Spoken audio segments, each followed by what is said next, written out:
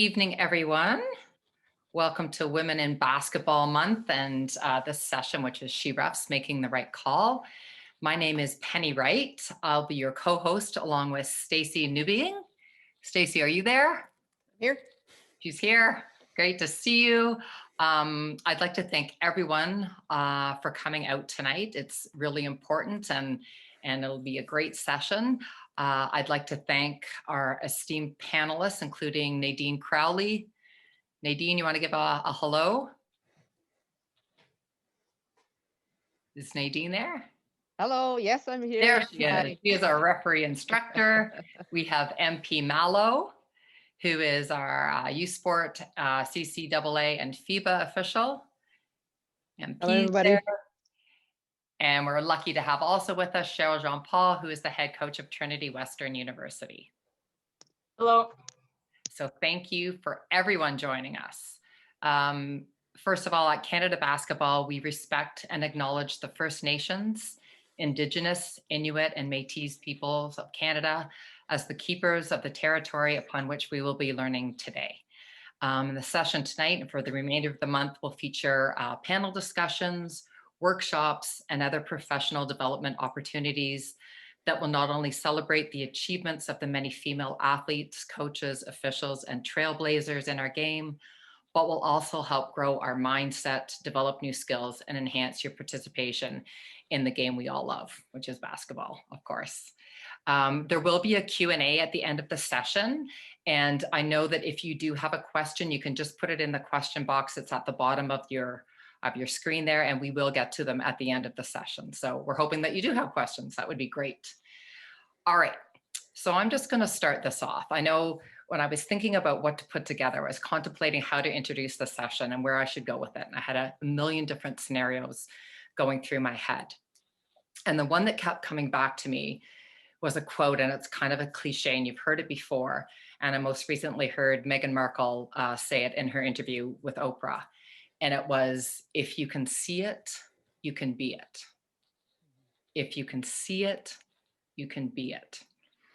Think about what this means to you now. What does that quote mean to you now? And think about what it would have meant to you as a little girl.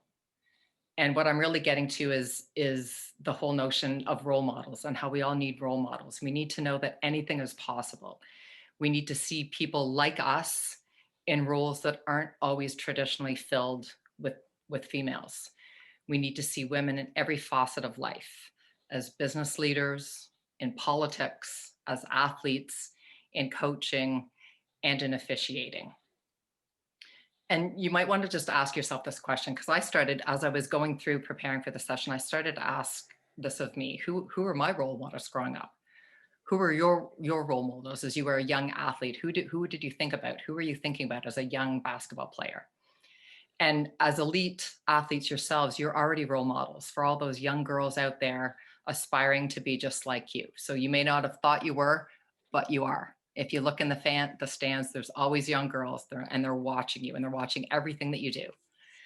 And so what we're here to maybe think about is, why not branch out and consider officiating, start to put maybe a new twist on what you've already been through as a student athlete.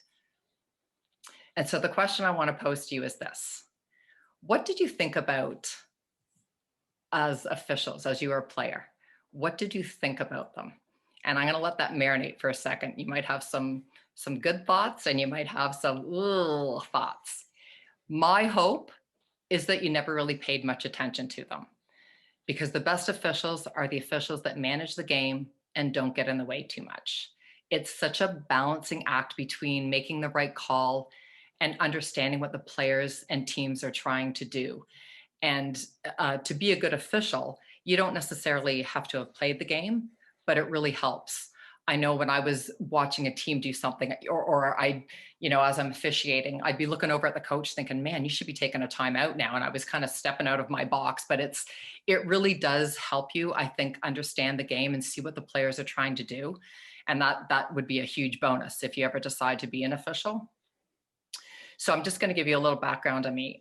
When I was in high school playing basketball many moons ago, there was one female official, and she wore a skirt.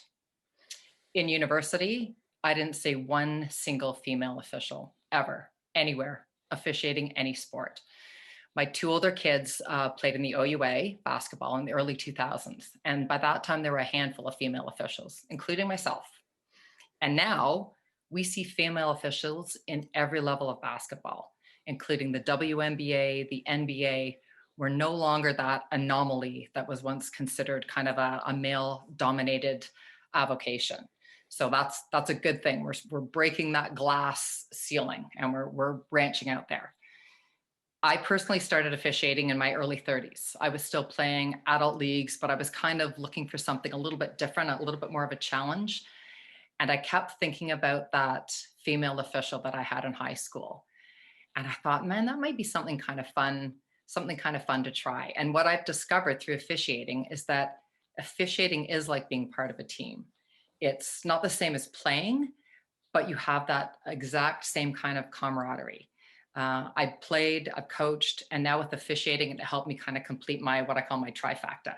And it's interesting, and I think I'll be interested to hear from some of the panelists today, especially Cheryl, how coaching makes you a better player and how reffing makes you a better coach. And it's every facet of the game makes you better at something else, which is interesting. And right now I'm a teacher, I'm a phys ed teacher, and I will tell you for sure what I learned in officiating has helped me be a better teacher. I've got the thickest skin, like all officials do, of anybody for sure. And the bottom line is officiating is just so much fun, more fun and challenging than I think I ever imagined. And most importantly, the friendships that I've made will definitely last a lifetime. It's that common thread that only the people that participate know about. It's like being a varsity athlete. Other people can appreciate it, but until you actually do it, they don't understand the sacrifice and that camaraderie that you have. The women who I've had the privilege of officiating with are all strong, confident people who aspire to be the best, regardless of the level they officiate. I've had the pleasure of officiating at many levels, including youth sports, CCAA, JUCO Men's League in the US, and every level in between. And regardless of the age or whether the players are male or female, that game on that day is the most important thing to them. And I appreciate that. Today, I work a lot in the background. I attend camps as an evaluator. I'm a college assigner on my local board. I support Canada Basketball and CBOC with their endeavors, but I still love reffing. I ref mostly high school games now, and each and every time I lace up, and I know that's an old term, but I don't care. I love that feeling of throwing the ball up for the opening tip-off, right up until the final whistle of the game. And my wish is that all of you could experience that same feeling. This is your invitation to be part of the game that you love in a different way. Be that role model that some young girl looks up to and realizes that she can be that too. If you can see it, you can be it. And we are here to bring you into that world. So hopefully, and I'm so excited to hear from all our panelists because I know they've got some really interesting stories. So right now I'd like to pass it over to Stacy to start some of our discussions. Thank you. Thank you. So yeah, I would also just like to welcome everybody to our session and thank you, Penny, for kicking us off on such an awesome level. In terms of if you can see it, you can be it. I was one of those players that Penny refereed in the early 2000s. I was a university athlete. Nadine also officiated me, and it is really cool for me now to have the opportunity to do some of this stuff with them because they were role models for me to know that there was women in those positions because there weren't very many, but two of the best are sitting there in front of you today. I am an OUA official. I ref in Ontario. I've been official for 12 years and I've been 4 years at the U Sport level. Slowly getting involved in some of the leadership stuff as well and helping with a lot of the education and recruitment of new officials and trying to get more and more women into our game because we have so much to offer and there are so many amazing female athletes that are currently playing basketball and coaching basketball, and it would be amazing to see that reflected on the officiating side of things as well. So with all of that being said, welcome, and we'd love to hear from our panelists now. And our first question to all three of you, and MP, maybe you can start us off with an answer, but tell us about your background in the game and how did you come to start as an official? Thank you both. Just to start with, it's a huge honor for me to share the stage, if I could say the stage or the screen tonight with all of you. Yeah, I'm just a true passionate about a game of basketball. I was just thinking of, way back how I started, and I just see myself in the backyard shooting hoops, pretending that I'm shooting the buzzer shot, fadeaway baseline. So I just fell in love with that orange ball very quickly at a young age. And so I played high school, played on provincial team in Quebec, then move on to Montmorency College. So I played CJEP, and we had some really great success there with 2 national championships. And then I was offered a full scholarship at the NCAA Division I level at St. Bonaventure University, where I played 4 years. And I had a taste also at the international level in 2007. I had the honor to represent Canada at the University Games in Thailand. I'm not sure if Nadine was there. Were you assigned to this? We crossed path in one of those international tournaments, but I was just a player back then. But I knew who you were. I knew Francophone games. Francophone. So my Beirut. next, exactly. So my next stop was Francophone games in Lebanon for Team Quebec Canada. So even back then, I knew who Nadine were, but I wasn't an official yet. But it was just to show you that I already had that sense of I wanted to give back to the game I love. I didn't know how, but I knew like officiating was something was very intriguing to me. So when I graduated in 2008, came back home, started coaching at a youth level. And I just went on and getting information about my local board and got the level 1 officiating course. And at that point, I didn't know where it could lead me. I didn't know any of the possibilities that there were. And so nowadays I'm a full-time teacher, a physical education teacher in a private high school in Montreal. And I'm also the basketball director at that school. So I oversee 20 coaches, 120 athletes, and I coach one of those teams also. And I officiate also either at night or weekends or whenever I can squeeze all this in between a full-time job. At the CE level, at the youth sports level, and at the international level since 2011. And it's been a real privilege to referee at that stage. And my recent assignment were the FIBA the senior women's FIBA Olympic qualifiers in France in February of 2020, which is last year, and the youth sports men's national championship in March of 2020. So those were my 2 biggest my last assignments. So it's a very short and brief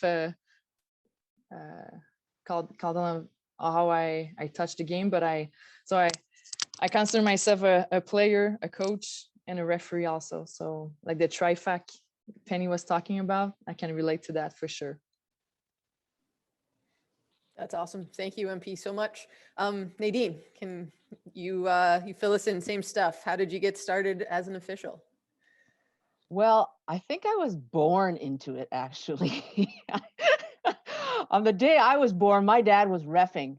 So, yeah, from a very young age, I was following my dad around from gym to gym. If anybody out there remembers, and this is going back a ways, but and remembers these huge tournaments at Jarvis Collegiate, it was all the rage to be in that gym, small gym, but it was packed. And so I used to travel from gym to gym to gym with him. Grew up at Olympia basketball camp. So I started playing when I was about 5 or 6, playing the game. Made a lot of money in the summer playing horse at Olympia. So that was my informal training. And then, just went on to play club ball and at universities. I'm not going to tell you how many I've gone to, but played ball at university. And Penny, I wanted to go back because you talked about the one the woman who wore a skirt. And I bet you that was Sandy Mills. Sandy Mills, yes, she was one of my mentors. She reffed a lot with my dad, and so I would watch her all the time. And what I loved about her, and I think it's not my personality, but I loved her personality. She had a swagger.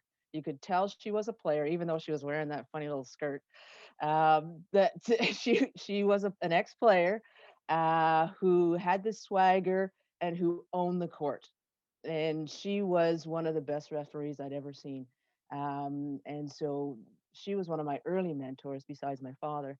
But when I played at Mac for a few years, I was fortunate to have two female referees, two women, Janice Deacon, who I'm proud to call my mentor, and Sandy Bibeau. And so these two women went on to ref many national tournaments, and we were fortunate to have them in our division at MAC. So I was lucky to see them, and and I was able to compare. So there were the only two women, and we had a pile of men, and um, we didn't. The women's game, we weren't given the best referees, except for Sandy and Janice. And so I always felt that we weren't getting 100%, 110%, not even 70% from most of the referees that worked our games, which was quite infuriating. Led to a few technicals, but it was maddening because you were out there as a player giving 110%, but you weren't. I felt I wasn't respected in the way that we should have been respected on the court. Anyways, I decided that I was going to take a year off while I was at Mac because I was going to go to another university to get another degree. And so I decided to referee that year in Hamilton. And so back in the day, you could ref midget, junior, and senior games all in one day and walk out with like $99 in cash in your pocket. So I was like the richest university student because I was in the arts. So I had lots of time. And so I could ref just about every day. And so that's how I started refing, and had some great mentors there, Kitch McPherson, and the Foxcrofts, all of them were there in Hamilton, which was a great way to start. And then I put it aside. Then I put it aside for a while, went to another university, moved to Ottawa, and I was playing old ladies league, or I guess it wasn't old ladies back then. It was recent university grads league, and it was a provincial league, and we traveled around Ontario and played some really high level games. And again, it came back that you know what, these guys just were not giving a whole lot to the game. And so I just decided, you know what, I'm going to do this. I'm sure I could do just as good, if not a better job than these guys. So I signed up to referee in Ottawa, and I have to say, Ottawa, fantastic board, very forward thinking. Guys like Charlie Diffin and Murray Shoup, who just embraced the women and got them on the fast track, and saw a need to have more women on the court, and saw the need to be able to match the talent with the level of games. So, from playing, we were able to move, quickly into refereeing at the college and university levels. And I did my first men's game back in the mid '90s, when Charlie threw me on to a Carleton men's game. Was not ready whatsoever. But nor I also did not want to leave the women's game because you had to choose back then. So wanted to stay with the women's game. And for me, the draw was the relationships that I had created. And for me, that was the biggest piece around one, staying in the women's game because I had met a lot of people that I really liked. And also, I thought it was important that the women stayed in the women's game in order to give 110% to those games, and in order to make sure that no matter what crew you were working with, which I was usually, up in Ottawa working with two other guys, um, you know, making sure that that entire crew respected that game and worked just as hard. So yeah, so I stayed with the women and refed. I'm on my 30th year of reffing, so I ref a while with the universities, and then in 1999 went on to get my FIBA card in back in Manitoba. Um, did that, and then refereed as a FIBA official for 12 years before becoming a FIBA commissioner, and then a referee instructor, which I am. That's my role today. So that's my 30 years all in a nutshell. But you know what? I wouldn't trade a minute of it in. It was, had some highs, some lows. And from those lows, I feel as though that I grew into the person that I am because of the challenges and those experiences, and what I guess, and also my passion for the sport. So refereeing was the greatest thing that ever happened to me.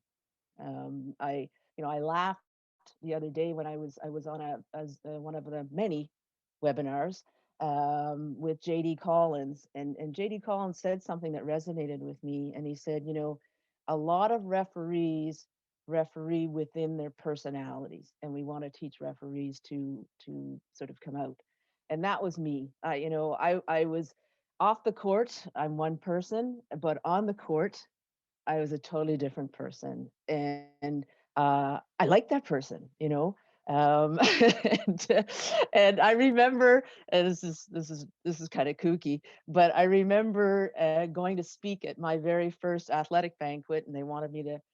Silke and Lauman got sick, so they turned to me. I'm thinking, that's a huge leap. Silke and Lauman to Nadine Crowley, but I'll take it. So I remember I was so nervous and so scared, and I thought, but when I go onto the court, I'm nervous and scared, as Penny can attest to, but I'm able to, I feel confident, and I'm able to, be decisive and strong-willed and all this. So for my presentation, I wore my stripes underneath my suit jacket. so I had my referee armor on, and I could go in with full confidence and to deliver. I've never heard anything about that speech, and I don't want to hear anything, but it just adds this level of confidence, and that for me has been something that I've really gained in my life from refereeing. That's it. That's amazing. Thank you, Nadine. And Cheryl, same question to you. What's your background in the game, and how did you come to be an official? I think how I became official is probably how a lot of young women became officials. Someone tapped me on the shoulder, and I chose to turn around. I started playing team handball. Was actually my first team sport. Loved team handball and transitioned into basketball, and just loved the game. Like it was something that you could do all the time. You could do it, recess. You could play after school, organized basketball. And so it became a big part of my life as opportunities continued to arise. And to be honest, reffing was never something that I, like, you do your job, I'll do my job, and we'll just kind of make sure this game gets played. And that's how I probably saw officials for, my high school years. And it started when I was in university. Rod Pepler, I know anyone who refs in Manitoba was probably tapped on the shoulder at some point by Rod Pepler. And I remember he came up to me. It could have, like, now it might be creepy, but it was just, I've been watching you, Ms. Jean-Paul. And I was like, who is this guy tapping me on the shoulder, telling me he's been watching me? I'm a little bit freaked out by this, but you get to know him, and he was one of the biggest allies for young female coaches. It was one of those things where you have all of these tools. I guarantee you're going to love reffing. In my mind, I was like, how how do you love reffing? I mean, I love playing basketball. Loving reffing is a whole other thing. And my first experience reffing was 3-on-3 summer basketball, at the Red River X. And it wasn't a fun experience. I think Rod really definitely threw me into the deep end more times than I can count.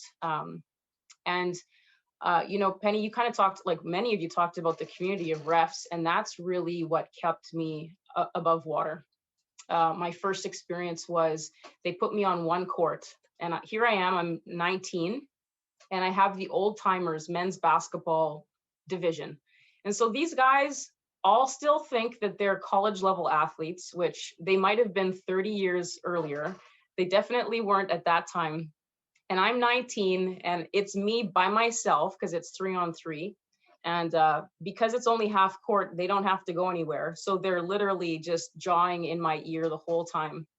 And I realized you have these moments as an official where you're like, either I step up or I step away. Like I need to make sure that I am who Rod thinks that I am at this point, because why would you do this to me? Put me with the 12-year-old kids or something like that. And I realized I had it in me, like I could step up to it. And it just was really fun to learn how to hold your own in that kind. And I think for me, the biggest comment is, I don't think you can do it. Like, okay, you don't think I can do this? Let me show you that I can do it. And that really became something that drove me as an official. And so I was balancing out both. Playing university, I reffed more in the spring and in the summer, and really enjoyed it as kind of a parallel route to my basketball career. And then, I took some time off, similar to Nadine. I took 3 years where I started coaching, and I realized that I also loved coaching. And so here I am kind of juggling playing, coaching, and reffing, and trying to figure out, well, how do you balance all three? And I did for a long time. And I think it came down to obviously career choices and which one could be a career. Playing was not going to be a career choice for me. Reffing at that time, even though there were some role models, it wasn't really seen as a career choice. It was something that you did on the side, or it was something that you did to supplement your income. But it wasn't necessarily, wow, I could actually do this. And so, again, I kind of got to that point as an athlete where, where is basketball going to lead me next? And then the next tap on my shoulder came, and that was Bill Crowley, where it was, hey, I think you could. In my mind, I was like, okay, well, I guess I'll give it a try, and so, my first really big experience officiating was at the U15 National Championships in Simon Fraser in BC. And I think when I walked into officiating at that level, that's kind of when my eyes opened, because everybody there was so serious about what they did. And Nadine, I 100% agree with you, where growing up in the women's game up until that point, you hadn't seen the people that took the game really seriously because they were just doing a girls' game. And, the guys that kind of get to not even half court, and I can make the call from over here because it's girls' basketball.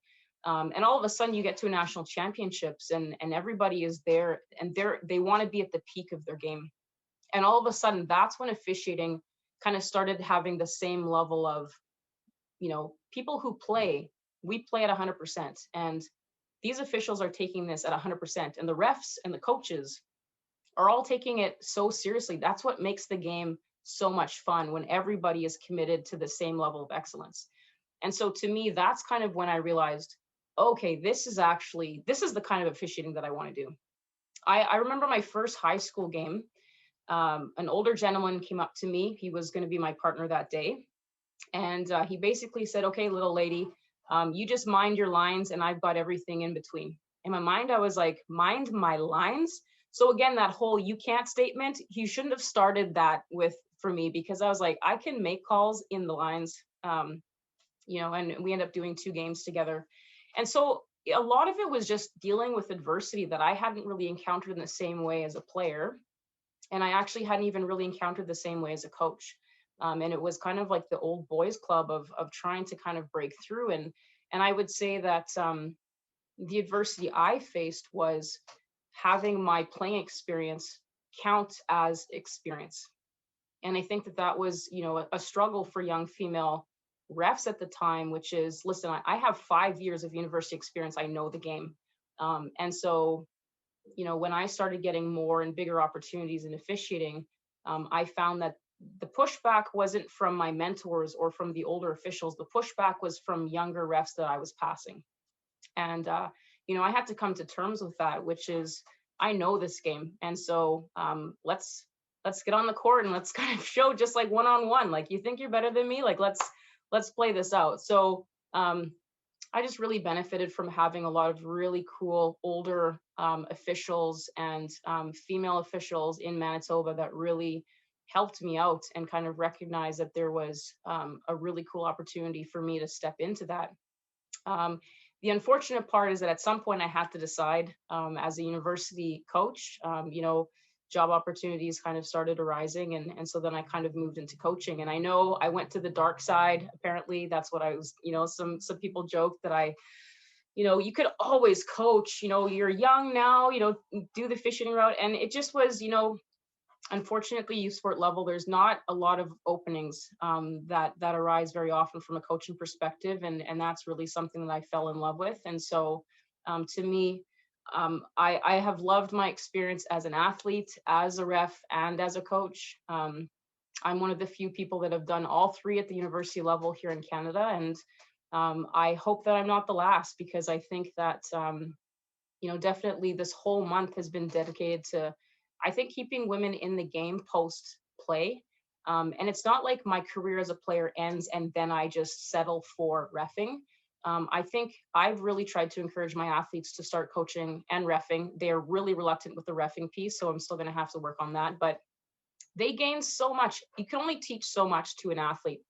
But when you ref and when you coach, you walk away from the game and you see it from the whole 360. And I think that as a player, I wish I'd actually started coaching earlier and even reffing earlier, because I think that you have this sense of, okay, you must have seen something that I didn't see.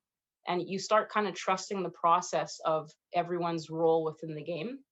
And I found that, you know, my game did get better towards the end of my career simply because I understood it from so many different perspectives. And I would love, if any young athlete out there is debating how it's going to benefit their playing career, like, I could talk about that forever, because I think that like it's going to take your game to the next level. You understanding the rules the way an official has to understand the rules. How does that not help your basketball career? You know, and understanding the challenges of seeing 10 players plus 2 annoying coaches sometimes. You know, you have to manage all of that. And then sometimes your scorers table are struggling and you're trying to do this and do this and do this. And as a coach, your job is multitasking, you know, and your job is to make sure that everything is just as important as everything else. And so I found that all three have really done, I don't know who I would be if I hadn't played basketball right now. I don't know who I'd be if I hadn't officiated basketball. I think who I am is just based on everything that I've gone through. And I think that I've had some very valuable experiences from all three facets of the game.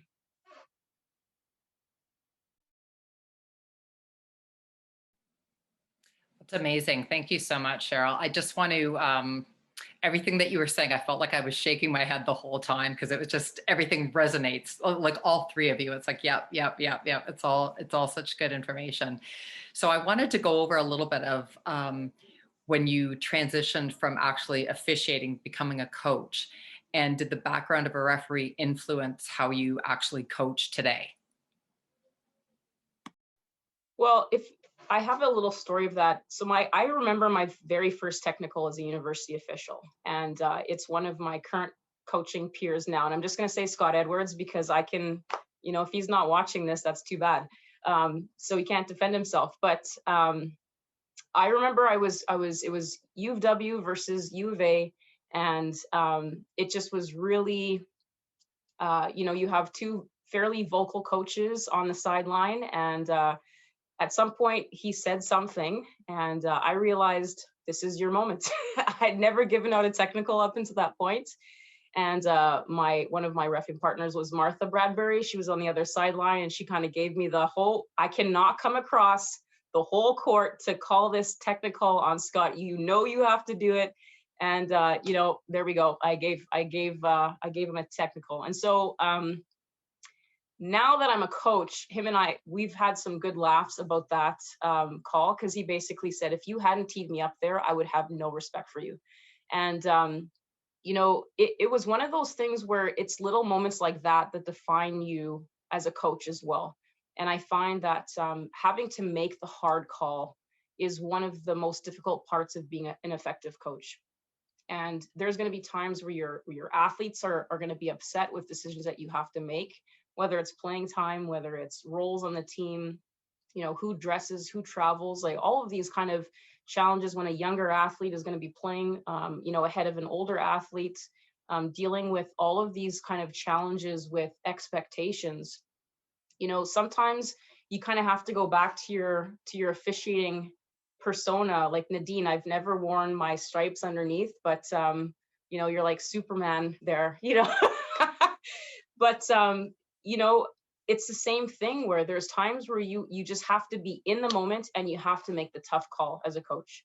And I think those are definitely things that I drew from my officiating experience, where you don't always have to be the good guy to make sure that the game is played properly. And I think that you know, I definitely learned that, like, effectively officiating is not making everybody happy. Effectively officiating is helping people understand the call, but then still standing by the call that you've made and being able to back it up. And I feel like as a coach, that is what I do every single day. You know, trying to help people understand the why of what we're doing and how it's going to benefit them in the end. And if they don't understand the why, then let me educate you, because this is for your good. It's not because I'm trying to take away from something that you're doing. So I feel like there's a lot of what I've learned through officiating that has definitely benefited the tough part of your job as a coach. Thanks, Cheryl. Can I ask you one more question? Do you find now as a coach that you're softer on officials? Like, can you tell? You know what, to be honest, I mean, you're going to have to talk to the refs, but I know what a good call is and I know what a good call is not. And so I don't yell and scream very much, and I don't think I need to. We were joking about this before we started the call. Sometimes a disapproving look is a much more effective tool. I tend to stand and ask any of my athletes, arm crossed on the sidelines is my typical demeanor on the sideline. But usually when I'm asking a question, I'm not really asking a question, I'm making a statement. But as long as you've heard me, then we're on the same page. So I would say that, you know, for coaches out there that don't think that reffing is going to make them a better coach, understanding how to approach an official is probably the most effective tool as a coach. If you start just wow, wow, wow, wow, wow, I am not listening to you anymore. Like, you have had nothing productive to say to me for the last 35 minutes. Why am I going to listen to you with 30 seconds left in the game? And so, you know, for me, one thing that I've learned is that I have to pick and choose my battles, and the refs will respect the fact that when I ask a question, it's a very direct question to a moment. And it's not questioning your judgment or anything like that. It's just, I have a question.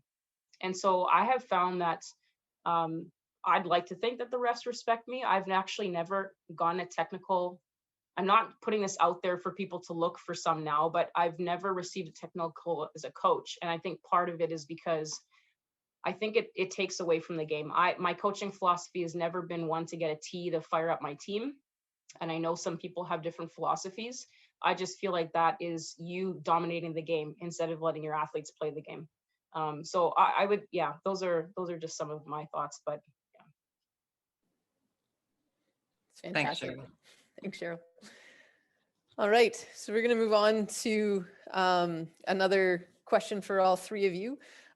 What do you get out of officiating? What are the benefits to you, and why do you do it? I know we've touched on these a little bit throughout some of the things that you've already mentioned, but any particular things that stand out? I'm really liking the Superman analogy and loving the stripes underneath stuff, but would love to know more. Nadine, could you start us off? Sure. Well, why did I do it? I love reffing. I just, what Penny talked about, And I still ref. And even when I was an international referee, you know, I'd get up at 9 o'clock in the morning and go referee these little kids who barely fit in their uniforms, and you know, and it was still enjoyable sometimes. Um, but you know what? For me, there's lots of reasons why I love refereeing. Because I love the game. I just, you know, the game of basketball is such a simple game, but it is the best game in the world.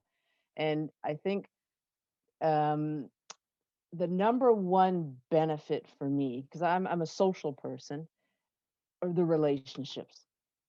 You know, you know, I could, after games, go out with all these people, and mostly guys, and they'll sit and talk about this call from 10 years ago, or, you know, this or that from the game. I don't remember a thing.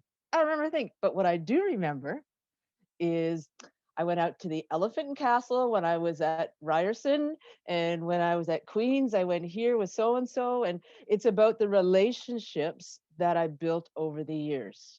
And that to me is the biggest benefit. And so when, you know, when I was thinking about talking today, um, you know, I'm so, one, I'm so honored to be on the call with all of you, but I think my heart really goes out to being on the call with Penny, because Penny and I go back to the trenches, go back to the early days. And you know, when I think about relationships, um, I was fortunate coming up because, you know, even though I lived in Ottawa, Penny lived, you know, in Brampton, and Donna lived in Toronto, and Arlene in Toronto, and Lorraine down there.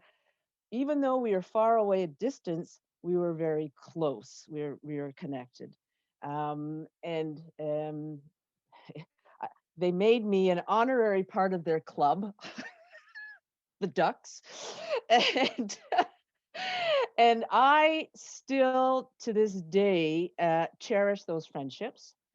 Um, but the one thing I remember from all of that was um, July 22, 2000.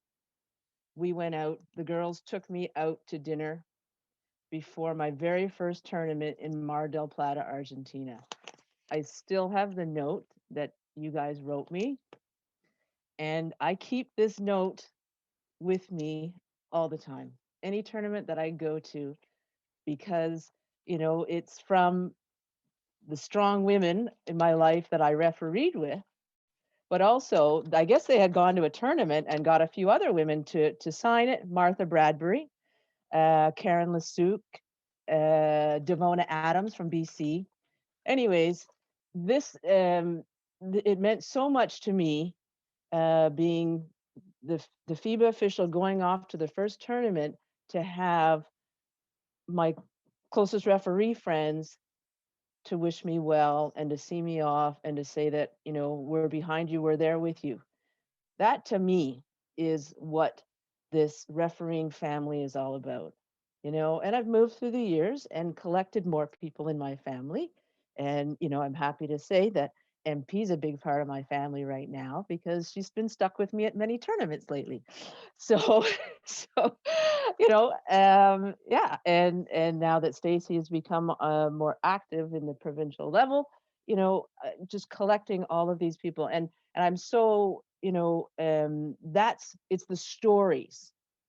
It's the stories that we remember, because each person adds to your life, to my life, to who I am, and makes up who I am, and adds to the journey, because that's what it is, right? It's a journey, and collecting all these friends and people that I can say that are lifelong friends, has been the biggest benefit to me, of refereeing. So that to me, you know, when you can say that over the years, it's not just the basketball, but it's the other stuff. You know, support each other through the lows, support each other through the highs. Um, you know, in early 2020, my dad, who was my mentor and close to me, passed away. And, you know, my friends came to support me, Penny, Georgia, at the funeral. And those are moments that those are the best moments. And so friendships, relationships are super important. There's tons of other benefits, but to me, that's the highlight. That's amazing. I don't need to ask for more from that. Thank you, Nadine. MP, what are your benefits? Why do you do it? Wow. Well, it's tough to go after those nice little long talk and specific talk, but it would be cliche, but I'm going to echo what Nadine just spoke about. And it's about the people, mainly about the people, the relationship. Like Nadine was saying, I don't remember. I try to look back and remember the game, but I don't remember the game. I remember the good time before, after the games, and maybe the feeling of getting the job done on the floor, and just having friends and from everywhere in the world and connecting through different cultures, different languages. I have the privilege to do this at the international level and even in Canada, to go, to different provinces, or even at the local level to, mingle around. And I would be lying if the way that I realized quickly that it was also for me a sense to continue my career as an elite athlete. I was in the mold of being, trained and trying to follow a path and having some objective and trying to be part of something bigger than myself, working hard of my craft every day, trying to be the best version. So for me, I find this quest in officiating that I had when I was an athlete, and I take it very seriously and trying to be the best at it, and with a very professional approach. And it's driving my personality also. And I think, like Nadine was saying, that trying to ref outside your personality. I think I'm not a really different person on the floor, but it complements who I am outside and when I'm on the floor. So yeah, I mean, it's just, the love of the game, the people, and just trying to be the best version of myself. And I was really inspired by Kobe Bryant and the Mamba mentality, and I try to have it, in my head every day and everything I do, just be better. Just be better. It's like the Nike ad, huh? Just be better. For me, it's all about it. I love that. And I echo to the opportunity to continue to grow in basketball through officiating is huge. I think that's fantastic. Thank you. Cheryl, what are your benefits? Why do you do it? MP, I love that I stayed, like, it's not a step down from being a university athlete. And I think that a lot of athletes don't know how to finish the game. Like, you end your career playing maybe, but that doesn't necessarily mean that you finished the game. And I love that it's a continuation of your passion of basketball. So kudos to you. And I think that's what a lot of university athletes, I think, need to hear, because you are so disciplined for so many years. It's like, don't put that to waste. Like, you can definitely kind of move it to something else. So I think I want to go back to a comment Penny made about how thick your skin is now. And I think that one of the benefits that I've found is just, how do we develop resilience in young women now? And it's a word that comes up a lot when it comes to how do we help them get ready for the battles that they're facing? And we tend to protect our young women a lot more maybe than we used to, because the world is a crazy place. And so I found that learning how to take things in stride and learning how to recover from mistakes and learning how to be in the next play. Oh my goodness. Like, when you're a ref, if you're still in the last worst call that you've made, you are going to wreck the rest of this game. And so being able to kind of put that back and get to the next and get to the next and get to the next. Like, I found that that's a life skill that was really developed in officiating. And you have to look at your game from an entire game. You're not your worst call in that game. even though that's oftentimes how we criticize ourselves. We really kind of say, oh man, I really didn't get that one. But there were 30 other calls that I nailed. And so it kind of really helped me kind of find my balance a little bit. I think my very first game that I refed was 12-year-old boys. And I was so frustrated after the game. I remember getting to my car and just kind of pounding because I was just like, it didn't matter. Half of the gym always complained about every single call that I made. And I didn't understand. I thought I refed a good game. And it just really bothered me that someone was always unhappy. And I realized that, you have to move past that. You have to kind of find that inner strength of, I had a great game. My partner and I, or my partners and I, we refed a great game. And I think that camaraderie also came with that sense of, we knew what we had to do, we got it done, and we need to walk away with it knowing that confidence of having done a good job. And so to me, resilience is and that's one of the reasons why I would love to see my athletes step into officiating, because some early battles will be hard, but so is life. And you have to learn how to step into the next and step into the next. And I don't know if I would have been able to kind of get through some of the things I've experienced as a coach if I hadn't learned that as a ref. Get into the next call, be in the next play, get into the next game. And I'm very thankful for my years of officiating for not only helping me develop that, but having a group of people that were also kind of in that same mindset. And Nadine, shout out to you. I mean, there weren't a lot of refs that looked like me either. And so it wasn't just about female officials, it was female official of color. And so every time you were in a gym, I was like, oh, she's here, that's, she's the one, and it was really cool to see a Black woman reffing, which again is something that we would still love to see more of in Canada. So I just want to thank you for being a little bit of hero to me as well. That's sweet. Thank you. These are all such great, great statements. I want to fiercely write them down, or I feel like I should do the mic drop or something because it's done. That's it. Join our ranks now. I like a lot of you. It is the relationships, and we're talking a lot about, I think, Cheryl, resilience, which is so important. And I think, sometimes I know as a teacher, I look at some of the kids I teach and I'm like, oh man, where's your go get it? Where's that spunk? Like there just doesn't seem to be that as much anymore. And so I think with officiating, it really does teach you resilience. There's no question. Nadine, I kind of wanted to come to you. Nadine was talking about how we had a group of women. We were the only women around that time reffing at the OUA level. And the group that she referred to, we called ourselves the Ducks. And you might think that's a really weird name, but the Ducks, we called ourselves that because one of our members of the Ducks, she was a very devoted Christian. And she said, you know what? My mom always used to say to me, like water off a duck's back. And so we called ourselves the Ducks because we did meet a lot of resistance from fellow officials, from coaches, from everybody. So we did have each other and we supported each other. We had each other's back, and we truly were happy when somebody like Nadine, accomplished something great, which she did, which a lot of this did. Like we have MP. It's not the same kind of competition. Like we want to take each other down. We really want to try to build each other up, which I think is so admirable. It's so great.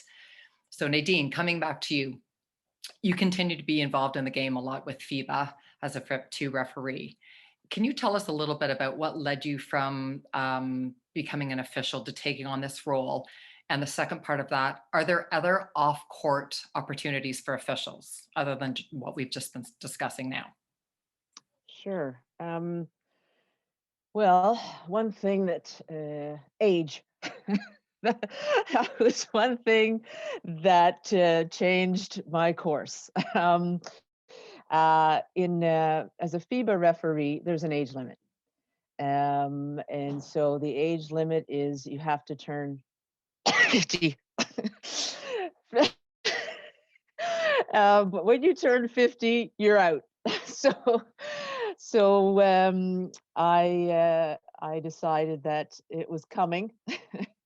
It was coming. I had achieved what I had hoped I achieved. And so I was still refereeing at home in Canada. and I was refereeing on the men's panel at that point in time.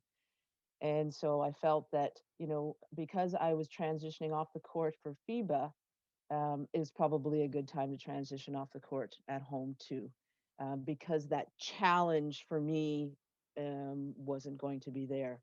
And so, we talk about recycling, repurposing. Michelle O'Keefe, who was the CEO of Canada Basketball at that time, she approached me and asked if I would be interested in becoming a FIBA commissioner. So this was in 2012 when the new recertification came, and I immediately said no, thanks. It's not where I want to go. And because I remember being at those FIBA tournaments, and the commissioner was always at the table, and it was usually about an 80-year-old man sitting there like this, sleeping through the whole game. I thought I did not want to go from being actively reffing to sitting, sleeping at a table. So I said no, but Michelle, she has such great foresight. She said, no, it's going to be different. We're changing things, and the future of officiating is going to look different internationally. So I thought, okay, I'll give it a chance. And plus, I did not recall there being any FIBA female commissioners. So I thought, well, maybe I could do that and be one of the first females. So I tried, took the course, passed. I tried my hand at it. It just wasn't for me. You go from playing to refereeing to sitting at a table. That just didn't work. I wanted to also be active, but also to challenge myself, just like what MP was talking about, right?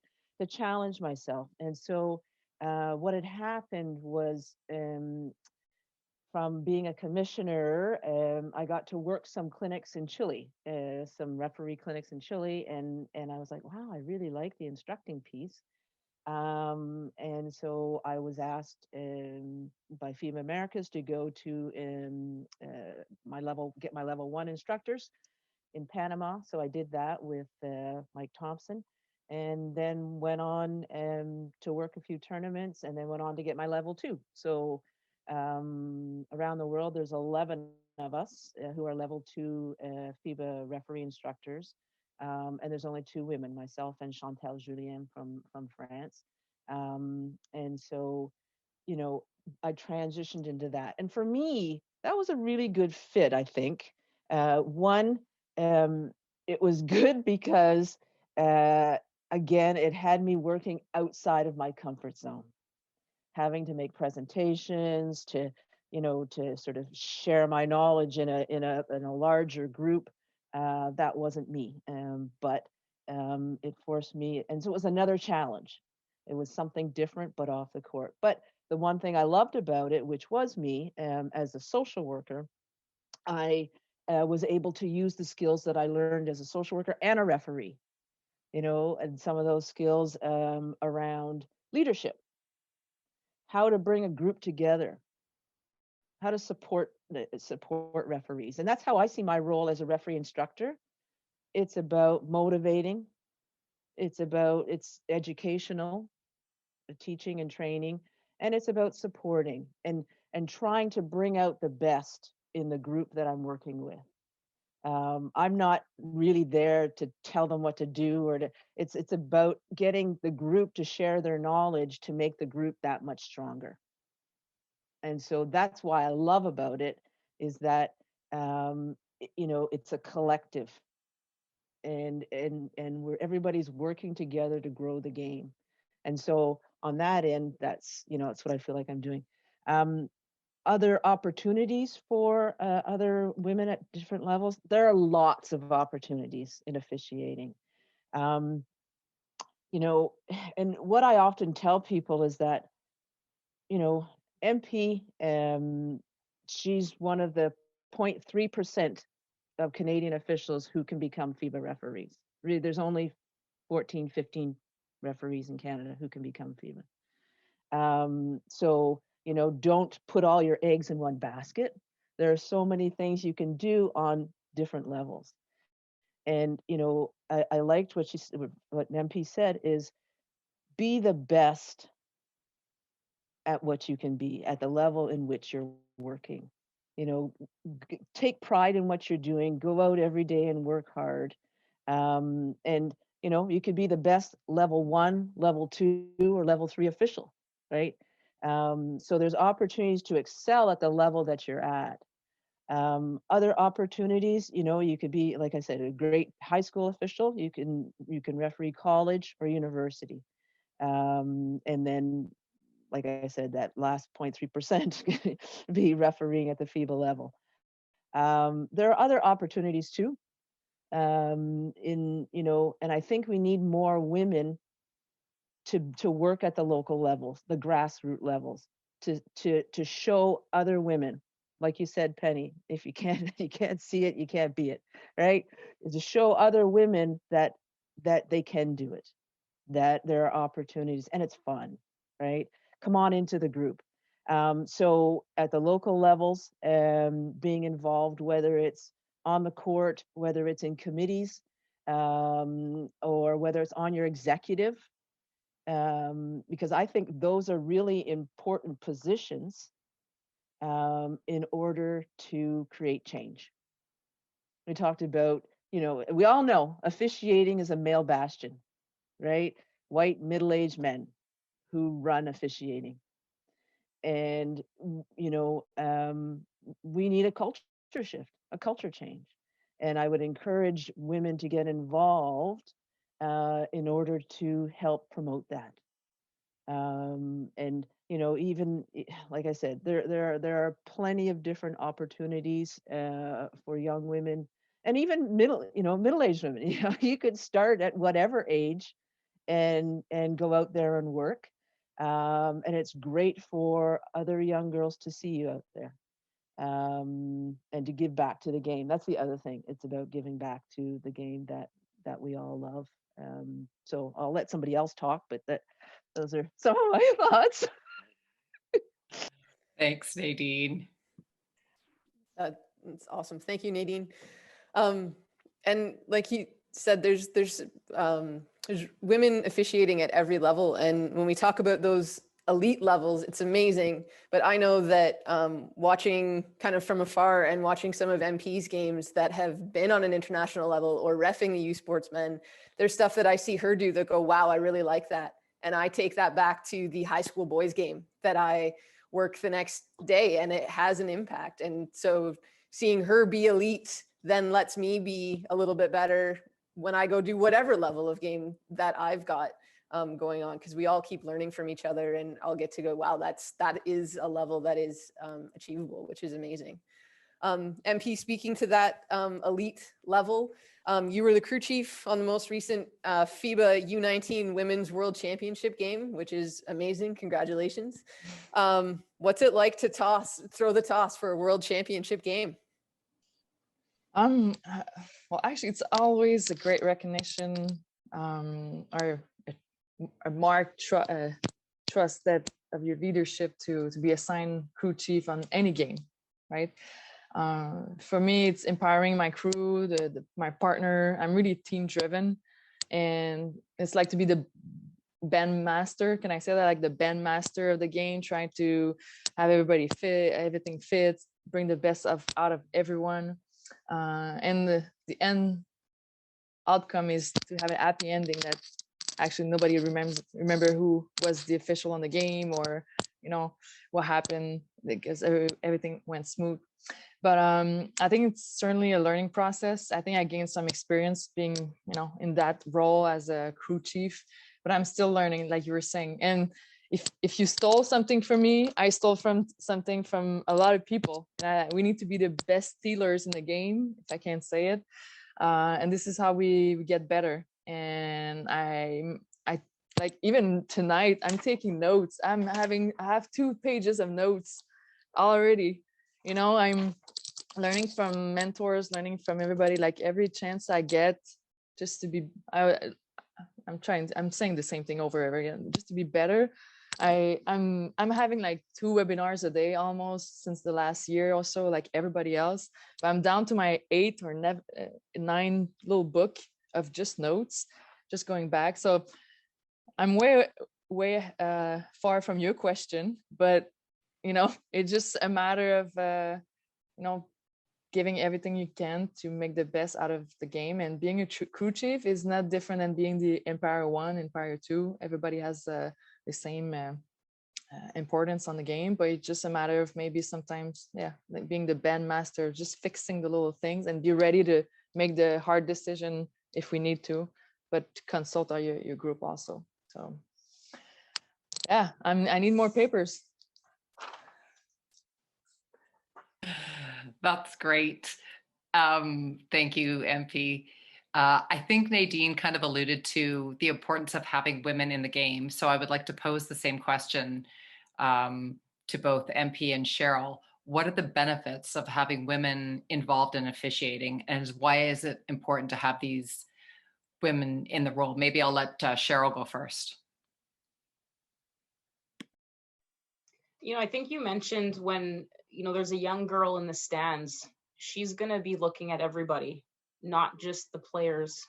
And I think it's really important that you had said not everyone is going to play the game and then become an official. There's so many different ways to kind of generate a better model of the game that we're all very passionate about. And I think that it's really important for the women that are currently in the game to understand how important it is for you to be seen and heard. And I think that, you know, if I look at a lot of the refs are people that are maybe reluctantly leaving the game sometimes. Like, I got hurt, my playing career ended, and I guess I'm going to, you know, and I think that there's, like I said, there's so many different journeys to get into it. But I think, you know, we need to see role models of women in the game, period. And whether that's as administrators, or whether that's as coaches, or as officials, or as minors officials, or as committee members, or as directors of whatever, like, we need to take ownership of our game. And I think that, you know, I'm so excited for the Raptors game coming up on the 24th. You know, we've got an all women's panel, and I want to get to the point where we're not celebrating it because it's just something that happens all the time. And I think that the one thing that I would love to kind of see from the women's game is that we start celebrating the people that are not in our roles, but that are women in their roles. And so we've often kind of said coaches do their thing, and players do their thing, and refs do their thing. And at the end of the day, like, when we're siloed that way, we're not really moving the game very quickly. And I think that that's why I've loved this whole month, because it's been like, your coaches are on the refs calls, and refs are on the players calls. And, you know, the whole point is that we're all moving the women's game together, and we're gonna get so much further ahead. Just simply because, like, again, for me, I was with the cadet national team in Chile, and it was really amazing to see some of the best FIBA America women's officials as part of the staff for those type of tournaments. It's really important for our athletes to see that. And we never know who's watching. So many games are online now. You never know. And you want that young little girl who's got the game up on the screen to see a female official and say, I could do that. And I think the more they see it, it's not just seeing it, it's seeing it continuously, and seeing it as a regular pattern of part of our game. And it's not just a one-off. Oh, I saw this one time, this female official. No, it's like, we see them all the time in every game. And I think that that's kind of one of the big pieces that needs to keep growing for our game. Thanks very much, Cheryl. MP, do you have any insights? Yeah, I would just resume it to a quote that I also heard couple weeks ago that says, because of you, I know I can. And for me, it was like, oh my God, like it got to my heart, seriously. And it kind of echo everything that Cheryl just explained to me, to everybody. So because of you, I know I can. Like, okay, well, I knew I remember seeing my physical education teacher that was an Olympian in ice hockey back in the days, that she was the only woman playing with the men's, and then she like knocked down a couple doors, and I was like, wow, she can do it. I can too. So if we can continue to change, paved by all the trailblazers, and that's the movement, and we need to just continue to work. So awesome. Thank you very much. I love that Trailblazers. That's us. That's us. Nadine, I know you had mentioned a little bit about women's involvement and the importance. Did you have anything else that you wanted to add there at all? I just think it's important for women to be involved because women are great leaders, and I think that sharing the knowledge and role modeling, I think we're just natural referees. So, I think that we fit in well.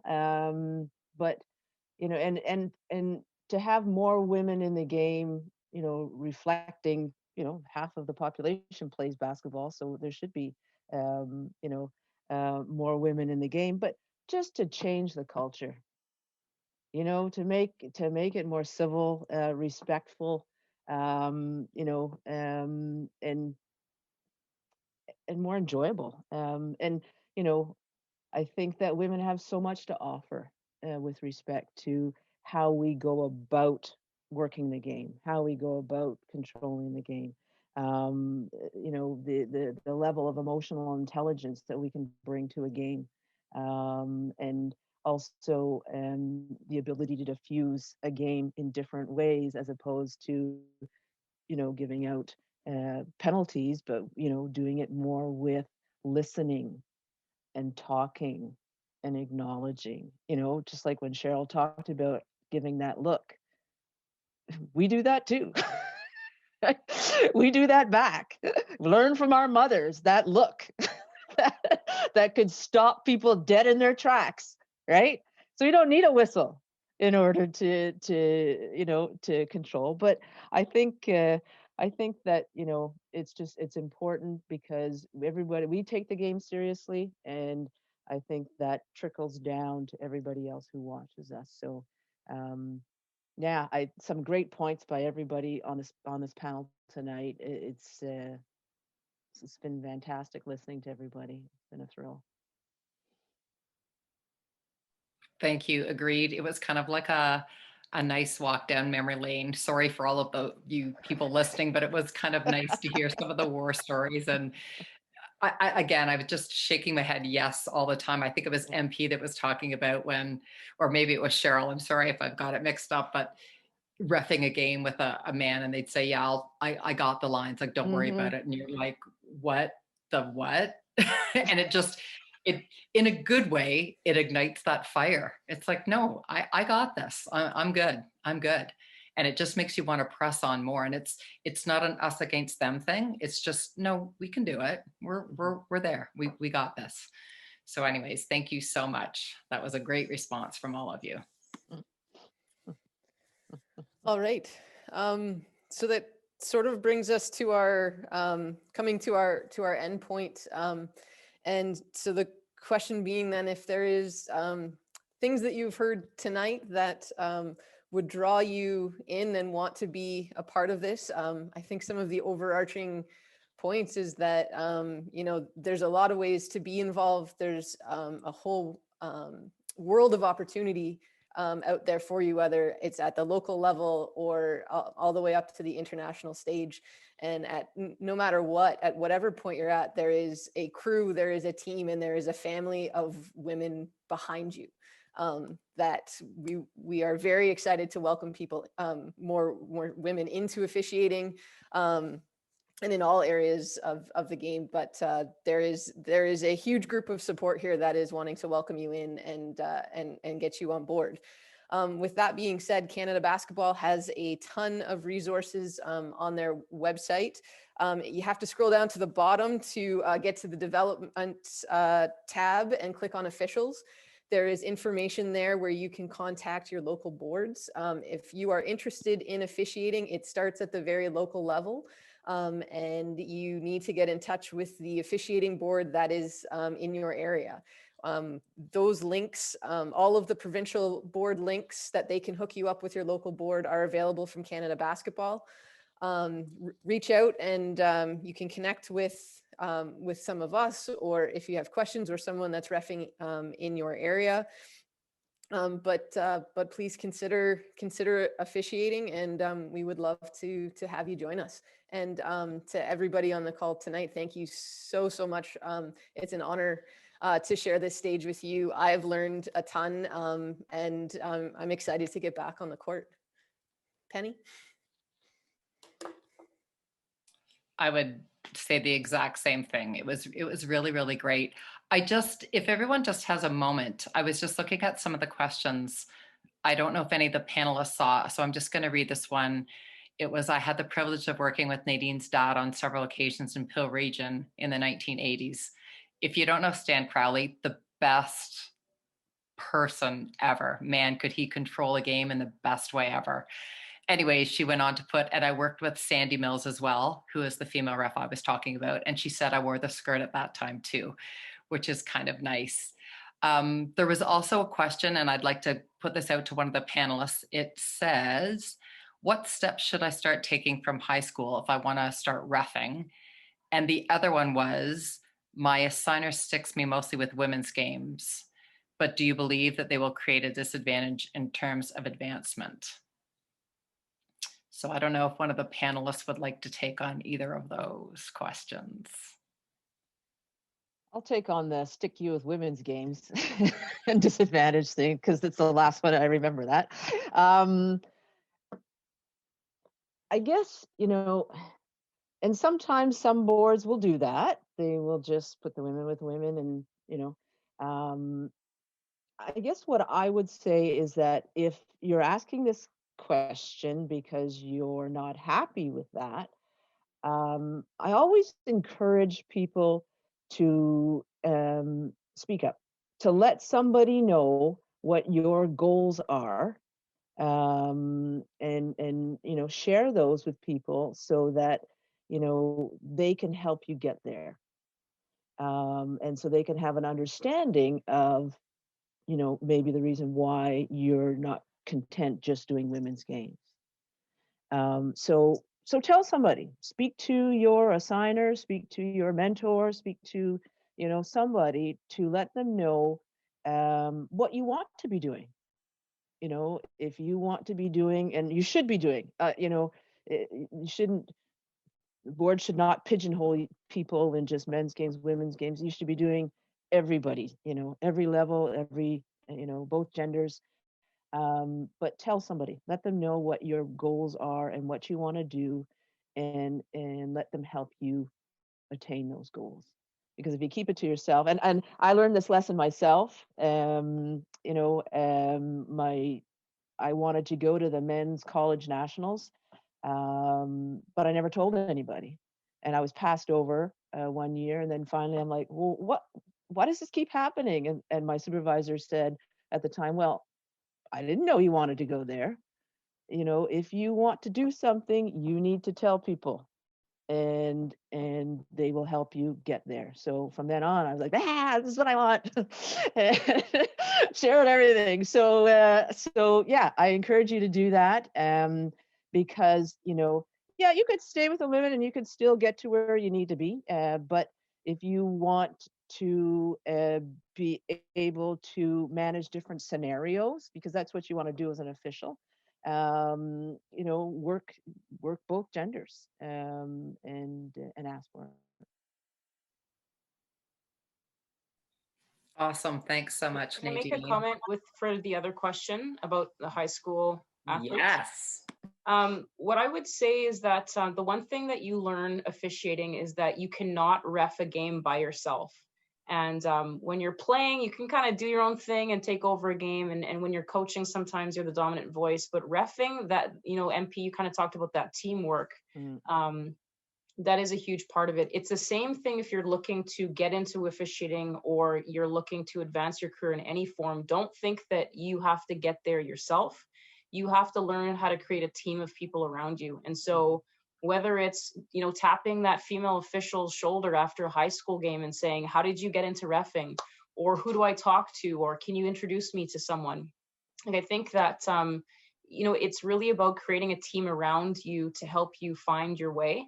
And I think that my experience has always been that the female officials that I approached when I started reffing were always very welcoming. And how can I help you? And you know what, you should have a little board in your bag. And okay, you should, and go look at your film, and just all that, those little mentorship moments. But I would say, find your community, find your group of mentors, find the people that are going to support you, and never take credit for what you've accomplished, because there were so many people that helped me get to where I am a player, as a ref, and as a coach.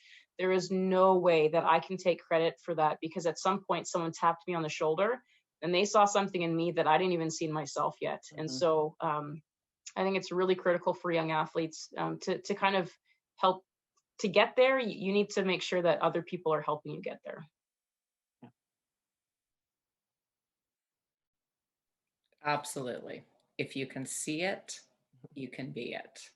Ladies, Stacy, MP, Cheryl, Nadine, thank you all so much. Thank you everyone for joining us tonight. We are all a team. Let's keep it moving forward. Have a great night, everyone. Good night. Thank you. Thank you. Thank you all.